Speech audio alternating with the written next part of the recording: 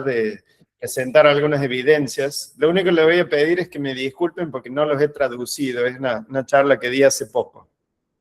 Así que vamos a hablar entre la relación entre hipertensión y enfermedad renal crónica, si la hipertensión es suficiente para causar enfermedad renal crónica, y vamos a ver otros elementos que pueden estar contribuyendo en hipertensión atribuible a enfermedad renal atribuible a hipertensión. Así que creo que ese es un término que se está utilizando cada vez más. María tiene 51 años y tiene ascendencia caucásica. Tiene enfermedad renal estadio 3, atribuidas a hipertensión y a uso de AINES.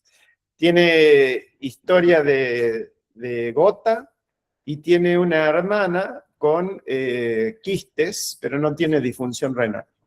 Ha tenido hipertensión durante 15 años, tiene la presión bien controlada con valsartán AMLO, tiene una creatinina-2, proteinuria de 800 y un ácido úrico de 8. Le hicimos una biopsia y en la biopsia muestra fibrosis intersticial y nefroangioesclerosis. Así que la relación entre hipertensión y enfermedad renal crónica siempre se pensó como un círculo vicioso, ¿no es cierto? Que el tener uno empeoraba la otra y eso continuaba así en forma cíclica y cada vez haciendo peor tanto la hipertensión como la enfermedad renal.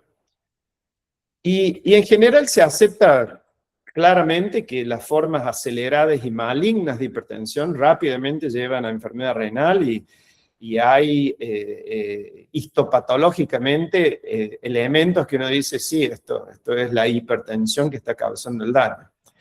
Pero por contraste, si la hipertensión leve o moderada puede producir enfermedad renal crónica y llevar a enfermedad renal terminal como causa única, se debate desde hace bastante tiempo, aunque no lo crean. Entonces, miremos un poquito cuál es la evidencia por la cual nosotros decimos que la hipertensión causa enfermedad renal. Eso viene de estudios que son de asociación, de exclusión y de tratamiento. Los estudios de asociación demuestran que mientras sube la prevalencia de hipertensión, hay mayor prevalencia de enfermedad renal crónica. Y si ustedes se fijan, esto es un típico estudio de asociación, así que a medida que disminuye el filtrado glomerular, aumenta la prevalencia de hipertensión. Lo que pasa es que acá en los estudios de asociación uno no sabe en qué dirección va la causalidad, ¿no es cierto? Así que podría ser que a mayor enfermedad hay mayor hipertensión, o que hay mayor hipertensión hay mayor enfermedad. Así que los estudios de asociación raramente nos pueden ayudar para establecer causalidad.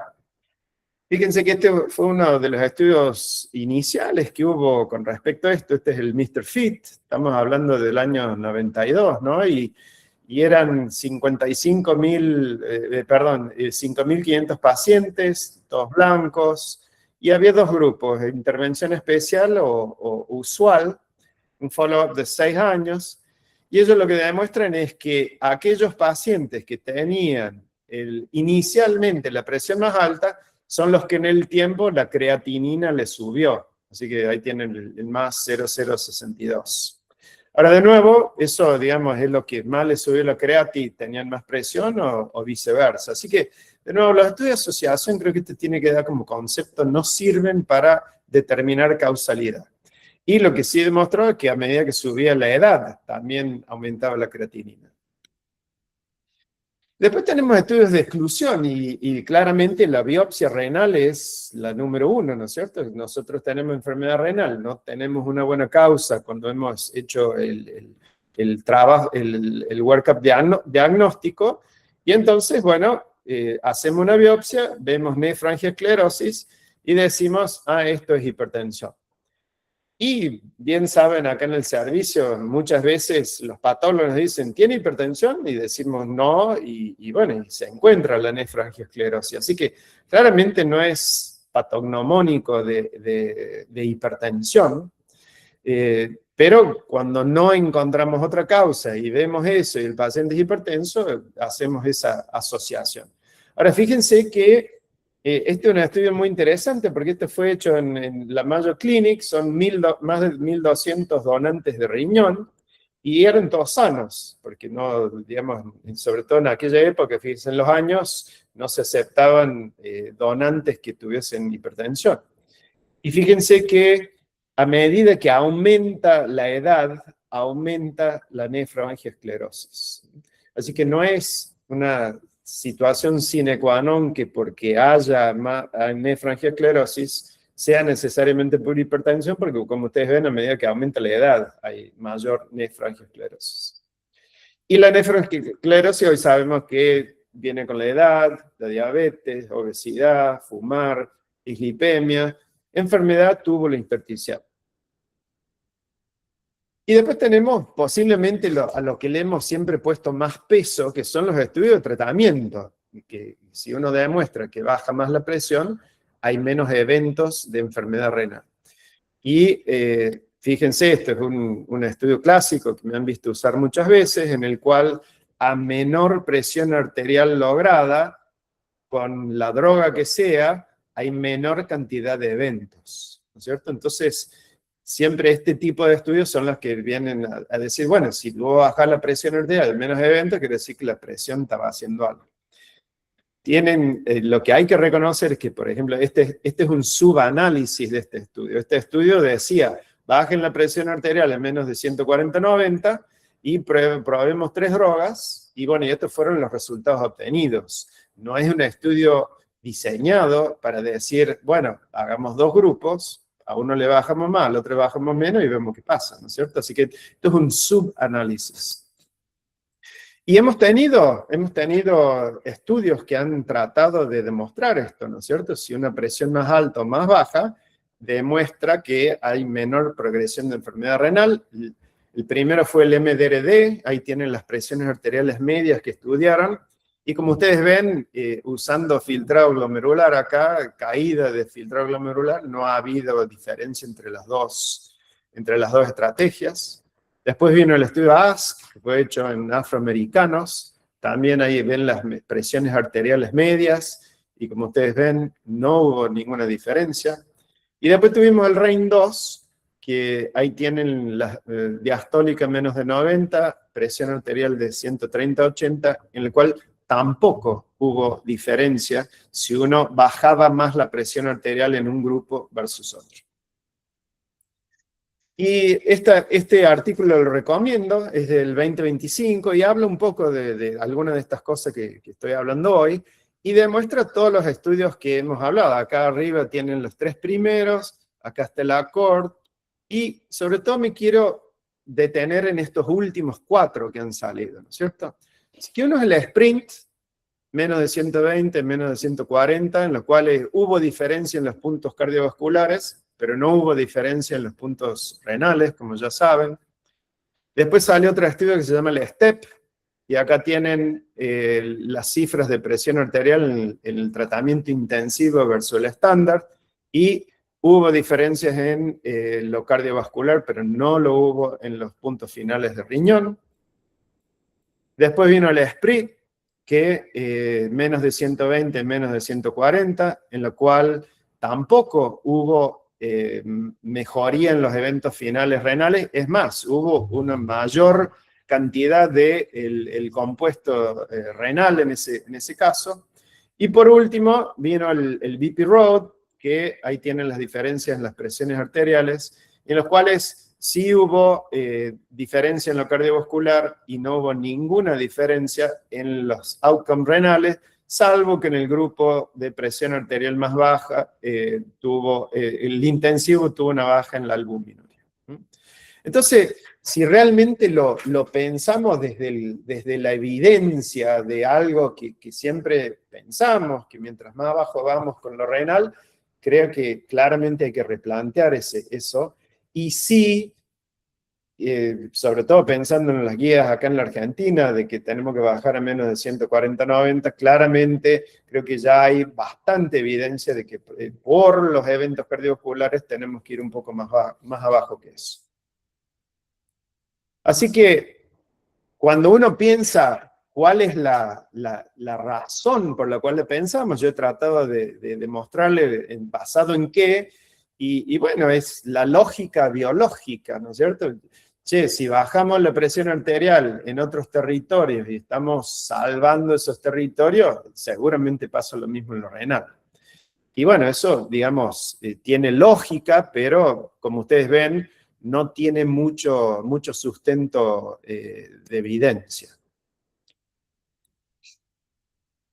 Y como dirían los criollos, en mientras tanto, surgió lo del APOL1, ¿no es cierto? En el cual se notó que los pacientes de raza negra tenían mucha mayor tendencia a tener enfermedad renal y que eso se lo adjudicábamos a que realmente muchos de ellos eran muy hipertensos, ¿no es cierto? Así que nuestra lógica era decir, bueno, esta gente es muy hipertensa y por ende tienen mucha más enfermedad renal que el resto, que por ejemplo la gente de raza blanca.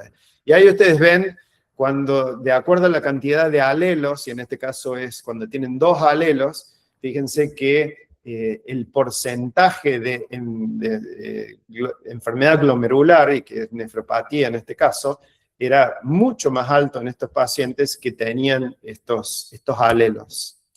Y acá tienen, este es el cohorte del ASC, que se los mostré al principio, donde se demostraba que las copias de este gen eran los que realmente determinaban cuánto riesgo tenían estos pacientes, ¿no es cierto? Y acá a la derecha lo tienen de acuerdo si tenían proteinuria o no tienen proteinuria, y una copia versus 2 copias, ¿no es cierto? O sea que realmente parecía que las copias de este gen era lo que predisponía a enfermedad renal. Y acá tienen otra cohorte, los blancos versus los negros, con bajo riesgo, alto riesgo, pacientes con diabetes o pacientes sin diabetes. Y eso, ¿no es cierto? Acá tenemos con y sin diabetes, y parece que los con diabetes van más rápido, pero no es que los no diabéticos no tienen problemas, ¿no es cierto? Así que posiblemente la diabetes agrega, pero no necesariamente en estas situaciones es la causa única, ¿no? Y acá, esto es para demostrar lo que había mostrado antes, que la presión arterial realmente no era el problema, no era que yendo más bajo o dejándolo más alto era lo que iba a determinar el outcome renal, ¿no es cierto? Y bueno, y después de eso han salido varios artículos y comentarios de que es probable que muchos individuos con hipertensión atribuida, con enfermedad renal atribuida a hipertensión, tenían estos genotipos que eran los que realmente quizás estaban produciendo el problema, y eso llevado a repensar la asociación entre hipertensión y enfermedad renal.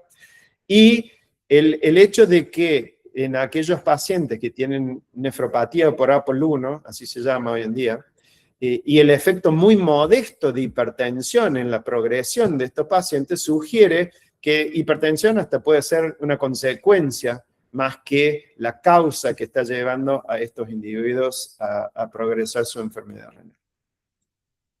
Entonces, lo interesante ahora es que no solo tenemos este círculo vicioso que de alguna manera no lo podemos descartar del todo, pero que en una de esas está empezando a perder relevancia como causa única, ¿no es cierto? Y que muchos pacientes tienen algo en el riñón que es lo que los lleva a que esa enfermedad renal siga progresando.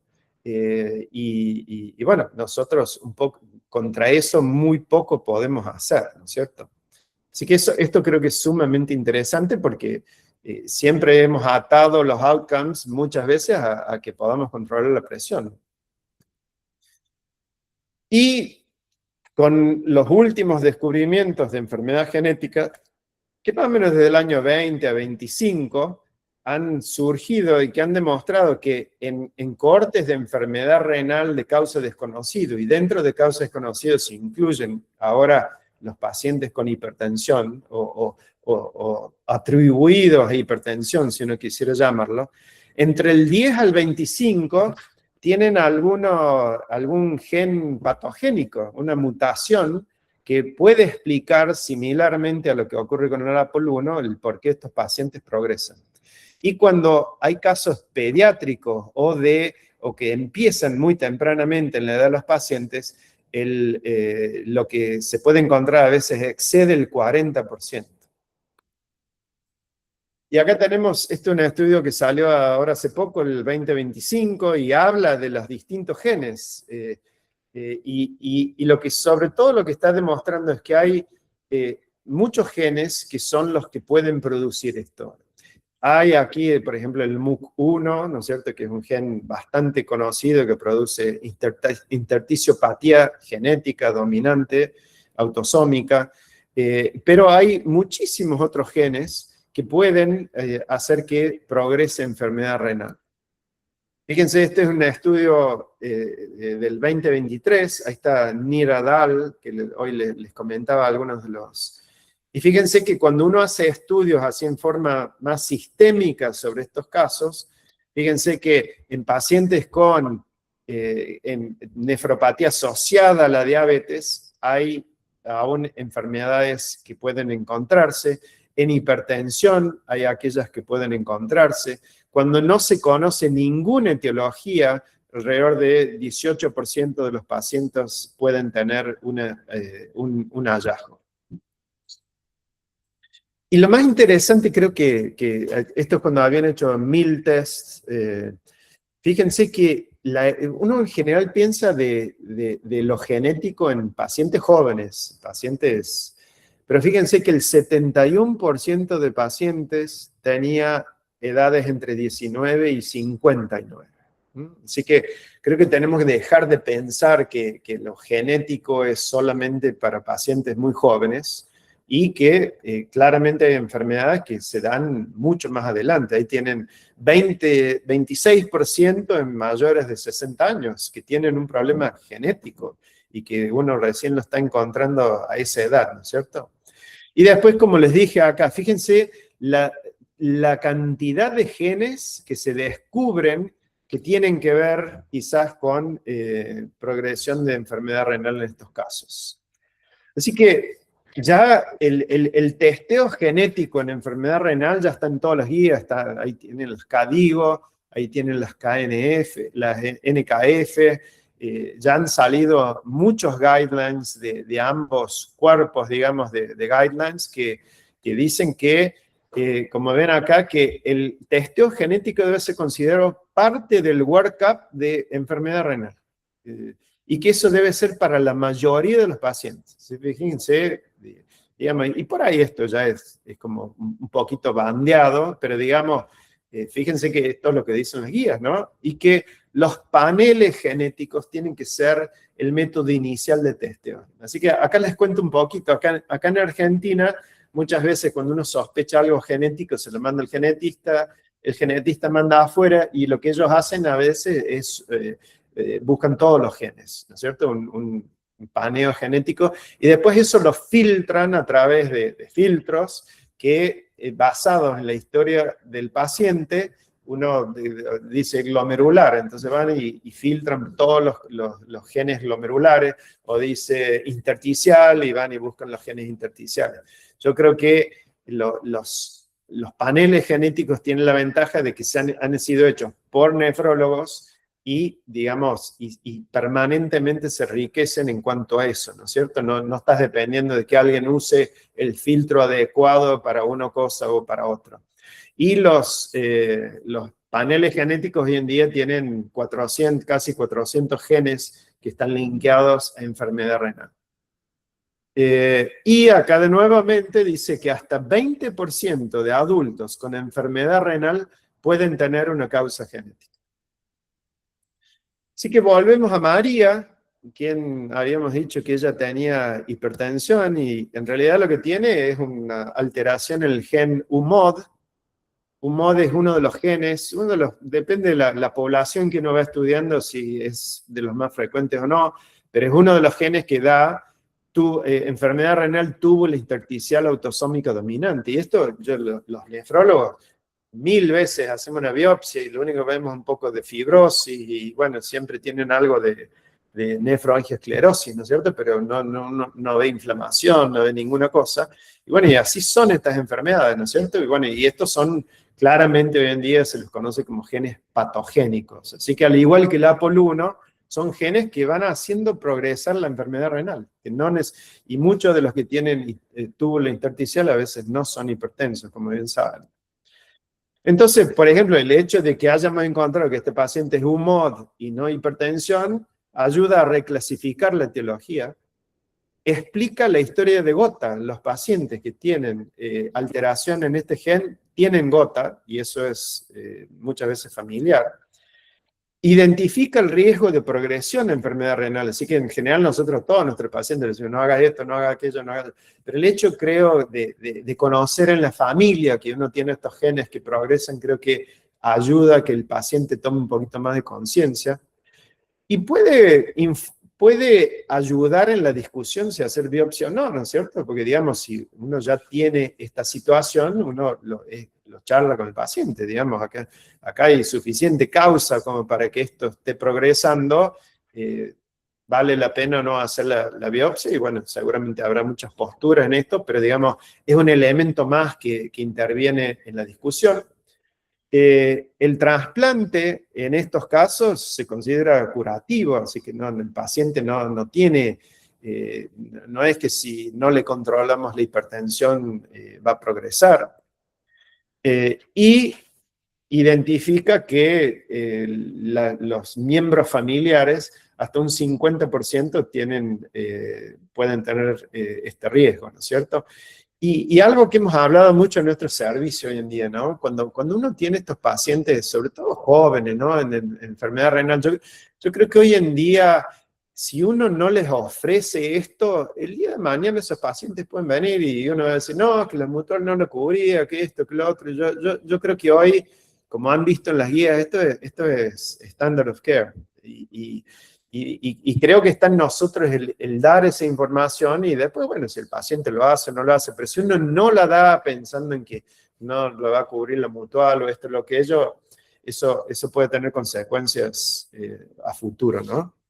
Entonces, hay una serie de preguntas que uno se hace. Si estas formas genéticas de enfermedad renal es la causa de hipertensión en estos pacientes, o si la fisiopatología de hipertensión de diferente origen puede ocurrir. Entonces, por ejemplo, los jóvenes tienen hipertensión diastólica, sistólica, y uno diría, bueno, ¿será que alguna de estas formas de hipertensión a la larga te lleva a enfermedad renal? Pero bueno, creo que esto nos abre todo un panorama, ¿no es cierto? O sea, diabetes tienen, no sé, millones de pacientes, y solamente el 40% de los pacientes tienen enfermedad renal. ¿Y eso qué es? Es una predisposición genética que tenían, que además de la diabetes les produce una enfermedad renal, porque la amplia mayoría de los diabéticos no tienen enfermedad renal. Y lo mismo podría hacerse por hipertrofia ventrículo. ¿Por qué hacen hipertrofia ventrículo algunos cuando todos tienen hipertensión? Y así uno puede empezar y por eso que es el título, ¿no? Es como volver a pensar todo esto que hemos tomado por dogma durante años, en el cual creo que desde el punto de vista de investigación está todo por hacerse, ¿no? Si estas formas genéticas de enfermedad renal deberían ser consideradas monogénicas, ¿no es cierto? Hoy en día, cuando uno habla de las enfermedades monogénicas de hipertensión, piensa en poliquistosis, piensa en Fabry, esto, lo otro, pero acá están demostrando que un gen puede hacer que progrese la enfermedad renal. La otra es si responden, ¿no es cierto? ¿Responden estas enfermedades a IECA, ARA? Por lo menos en el APOL1 pareciera que no hay diferencia en estas drogas. Y bueno, y de nuevo, volviendo a lo que está pasando hoy en día, es que la medicina es precisión, ¿no? Así que hay que tener cuidado de no informar estas cosas, porque hoy en día ya está en las guías. Este es un artículo también muy lindo, muy reciente, 2025, y habla de las distintas enfermedades genéticas renales que están en el círculo de afuera, y cuando tienen otros órganos envueltos, cuáles pueden ser sus etiologías. Así que ese es un muy lindo artículo que ayuda a revisar. Así que en este paciente, el hecho de tener este gen explica claramente su gota. Hay otros pacientes que hemos visto en los cuales que tienen quistes renales y uno no le da mucha bolilla, pero se da cuenta que esas alteraciones genéticas vienen con quistes. Quizás algunos muchísimos y uno lo puede confundir con poliquistosis. Así que en este momento creo que hay, no sé si son 9 o 10 enfermedades que producen quistes en el riñón. Y a veces la multiquistosis versus la poliquistosis, etcétera, yo creo que requiere un análisis un poco más fino. Entonces, bueno, creo que hoy en día, más allá de lo que podamos pensar o no, de que si la hipertensión produce enfermedad renal, y bueno, les traté de mostrar la evidencia de eso, creo que hoy claramente tenemos cosas que sí conocemos que hacen progresar la enfermedad renal. Y creo que acá el punto es, y cuando uno empieza a leer un poquito más de esto, que a veces un gen en una misma familia no produce lo mismo, y eso ya lo sabemos de, no tanto poliquistosis, que es como muy penetrante, pero hay otras enfermedades, las cuales, Fabri, hay algunas formas que llamamos frustras o no típicas, y eso está pasando con todos estos genes, así que hay pacientes que tienen Alport, y hay pacientes que tienen membrana delgada, y en el medio hay un montón de grises, ¿no es cierto? Entonces, eso no debería hacer que no estemos pensando en estas situaciones si en la familia no hay otra persona. Y eso se los muestro al final. Y fíjense qué interesante que es esto. Una mujer de 60 años con hipertensión, que se refiere por proteinuria. La vieron 7 años antes y le habían hecho ver si tenía alguna causa de enfermedad renal, le habían dado un ARA por su proteinuria, no tomaba AINES, tenía una creatina normal, tenía 2 cruces de proteinuria, 800 miligramos, 860, 400 y pico de albuminuria, y no quería hacerse biopsia renal. Lo que terminó teniendo este paciente es una mutación en el gen de la cubilina, que tiene que ver con reabsorción de proteína, y lo que se ha visto que en los pacientes que tienen problemas en la cubilina es que no progresan. Así que van a tener enfermedad, van a tener proteinuria toda la vida, pero eso no termina dañando el riñón. Y eso, bueno, pensando en fisiopatología y demás, creo que tiene muchas aristas, ¿no? Pero cuando uno hace el estudio genético en este caso, uno le puede decir con cierta certeza de que eso no va a llevar a enfermedad renal, ¿no es cierto? Y bueno, si hace falta la biopsia o no, es a discutir. Así que cuando uno hace el diagnóstico de cubilina, es una proteinuria benigna crónica, ¿no es cierto? Y bueno, aquí está el gen y las distintas mutaciones, etcétera, etcétera. Así que lo que hay que tener en cuenta es que 1 de 4 personas con enfermedad renal tienen historia familiar. 1 de 4. Y a veces porque no la conocen, o como les digo, a veces hay variantes mucho más leves en los individuos de la familia y por eso uno no lo identifica. 1 en 5 personas diagnosticadas con enfermedad renal tiene una causa genética, así que alrededor del 20-25%. Y bueno, y en los afroamericanos esto es muy, hoy en día realmente a todo el mundo se lo está testeando para ver que no tengan esta cuestión. Así que en conclusión, la nefropatía hipertensiva causada por elevaciones leves a moderadas está bajo revisión y creo que de ninguna manera quiere decir que no exista eso. Pero sí creo que la nefropatía hipertensiva es una forma fácil de decir, bueno, esto es tal cosa, chao, listo. Es como que nos quedamos todos tranquilos porque ya sabíamos cuál era el problema, ¿no es cierto? Y bueno, eso está discutido nuevamente. Ahora hay que excluir las causas genéticas, el riesgo de nefropatía antes de decir que algo es hipertensivo en naturaleza, y creo que va a pasar similar con diabetes. Creo que va a pasar similar con diabetes, por lo que les dije, que está lleno de diabéticos y solo algunos hacen enfermedad renal.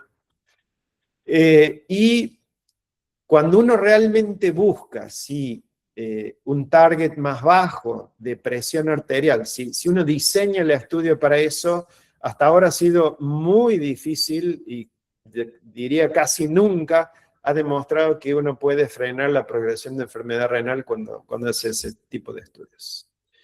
Y de nuevo, no está bien determinado si disminuir la presión arterial o inhibir el sistema en estas nefropatías genéticas ayuda a disminuir la progresión o evitar la progresión hacia enfermedad renal. Muchas gracias.